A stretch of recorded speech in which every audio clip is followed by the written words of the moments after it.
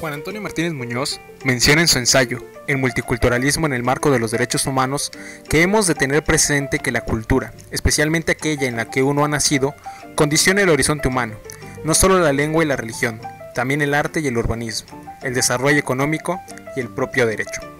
Bajo esta premisa, en el contexto social de la integración del Estado mexicano, las personas, pueblos y comunidades indígenas han enfrentado sin tregua una lucha por el reconocimiento pleno de su libre determinación y autonomía. El autogobierno es solo una pequeña parte que representa esa lucha. Hablar de autogobierno es hablar de las prerrogativas que tienen los pueblos y comunidades indígenas para elegir a sus autoridades comunitarias conforme a sus usos y costumbres. Poder autoasignarse normas de carácter general que rigen la vida al interior de la comunidad o de la etnia a la que pertenecen, así como poder administrar los recursos que se encuentran en su territorio libremente y dar solución a sus asuntos propios. Gracias al discurso de los derechos humanos, el poder fáctico en el Estado mexicano ha podido intervenir en el autogobierno de los pueblos y comunidades indígenas al amparo del Convenio 169 de la Organización Internacional del Trabajo y el artículo 2 de la Constitución Política de los Estados Unidos Mexicanos, así como de las leyes secundarias que de ella emanan. La cultura, como sentido de vida, existe en una transformación constante, de donde se han desprendido conceptos como multiculturalidad, pluriculturalidad, posmodernismo y globalización. El derecho, como un fenómeno social, se ha envuelto en todos estos conceptos que los determinan las estructuras hegemónicas de poder. El Estado, por su parte, se ha visto rebasado y con ello ha denotado su ineficacia para garantizar y satisfacer los reclamos de las relaciones identitarias de sus habitantes. La incapacidad de entender la libre determinación, la autonomía y el autogobierno de los pueblos y comunidades indígenas en México fuera de los esquemas conceptuales propios del Estado, de la soberanía estatal y del ordenamiento jurídico, así como las consideraciones de la superioridad cultural que se representan en el etnocentrismo estadual, son ejemplos de la incapacidad del Estado para replantear las relaciones entre sus instituciones y las propias de cada uno de los pueblos y comunidades indígenas.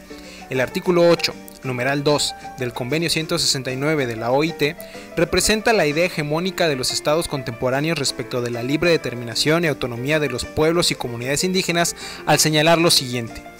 Dichos pueblos deberán tener el derecho de conservar sus costumbres e instituciones propias siempre que éstas no sean incompatibles con los derechos fundamentales definidos por el sistema jurídico nacional ni con los derechos humanos internacionalmente reconocidos. Antoine de Saint-Exupéry nos regala en su obra El Principito un ejemplo ameno del poder estadual cuando narra la llegada del Principito al planeta habitado por un monarca, el cual automáticamente le da la calidad de súbdito. Al bostezar el Principito, el monarca le prohíbe hacerlo. Sin embargo, el Principito explica que no puede evitarlo, por lo cual el monarca le ordena bostezar. El Principito le comenta que ahora no puede hacerlo. Consecuentemente, el monarca le ordena que bostece o que deje de bostezar. Así el Estado reconoce el derecho a conservar las costumbres propias a los pueblos y comunidades indígenas, pero siempre hasta el límite de su propio derecho estadual. Les ordena ser libres en su determinación y autogobierno, pero no tan libres que le rebasen o que no se le homologuen. La rígida interpretación y aplicación de los derechos humanos, acompañada de un pensamiento guiado por el etnocentrismo estadual y poca conciencia del pluralismo jurídico que se vive en México, han llevado irónicamente a la deshumanización de los derechos humanos. Homologar la cultura es destruirla y reducir su riqueza de expresiones, visiones, pensamientos y aportaciones a la raza humana. Muchas etnias en el estado de Oaxaca han sobrevivido a la etnofagia del estado occidental y hegemónico, pues aún conservan sus instituciones de autogobierno, pero se les impide representarse a través de ellas frente al Estado.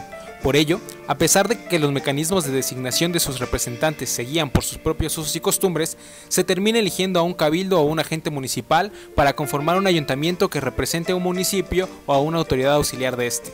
Todas estas autoridades e instituciones impropias a su cosmovisión son un ejemplo de la orden del soberano de ser libres pero no tan libres. Por lo que hace a las normas propias, las etnias en el estado de Oaxaca deciden comunitariamente sus propios sistemas normativos, no solo para designación de representantes sino para el trabajo comunitario, ya que el trabajo comunitario es el principio constante que le agrega valor a la comunalidad. Por el trabajo comunitario, la gente celebra fiestas, realiza tequios, faenas o guelaguetzas. Por el trabajo comunitario, se alcanza el bienestar o se rescata la identidad de la comunidad. El autogobierno en estas decisiones se vive más cercanamente que cuando se designan autoridades ajenas. Por último, sobre la administración de los pueblos y comunidades indígenas como parte del autogobierno, los temas relativos a los recursos naturales que existen dentro de sus territorios encuentran la constante pugna entre una propiedad originaria, que al igual que su etnia, su lengua o sus costumbres, existen desde antes de la conquista frente a la propiedad de la nación. Esa nación que los abraza aunque a veces los asfixia, aunque a veces los descobija. Las concesiones del Estado sobre sus minas, sus bosques, sus pétreos, sus aguas, son un constante vaivén entre reconocerse como pueblos autónomos pero no tan autónomos, un diálogo entre el derecho estadual y el derecho consuetudinario, entre la tradición escrita vuelta a ley positiva y la tradición oral de esas lenguas que no conocemos y que por tanto no reconocemos.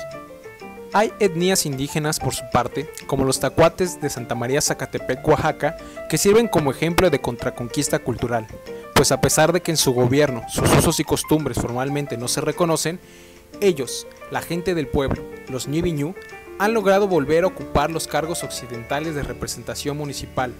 Siguen celebrando sus asambleas, tomando sus decisiones en torno al trabajo comunitario, celebrando sus fiestas, hablando su lengua, viviendo su cultura, logrando el reconocimiento en la Constitución Política del Estado Libre y Soberano de Oaxaca, pero más importante aún, siendo un ejemplo de diálogo igualitario entre el poder público del Estado y el poder popular de la etnia.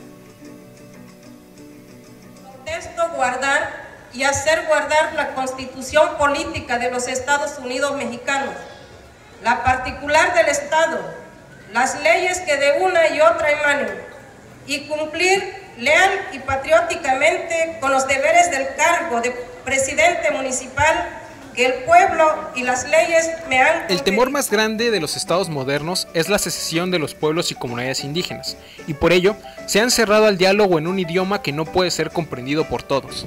Han reconocido a través de los tratados internacionales y las constituciones a los otros, que también son su gente, que también son su sangre y su realidad, pero los han visto como desprotegidos, como ignorantes, como frenos del progreso. Se les han impuesto autoridades, leyes que no se les consulta, requisitos para disfrutar de sus territorios. Se les ha pedido que aprendan otra lengua y que escriban en otro pensamiento para que se les pueda entender. Y han dicho que eso es proteger los derechos humanos. Y han dicho que eso es dignidad. El diálogo que invita a romper la idea hegemónica de la cultura, del poder, del derecho y de las expresiones que de ellas emanan, debe ser la constante para que reconozca paulatinamente lo que a cada quien le corresponde. La contraconquista étnica ha comenzado.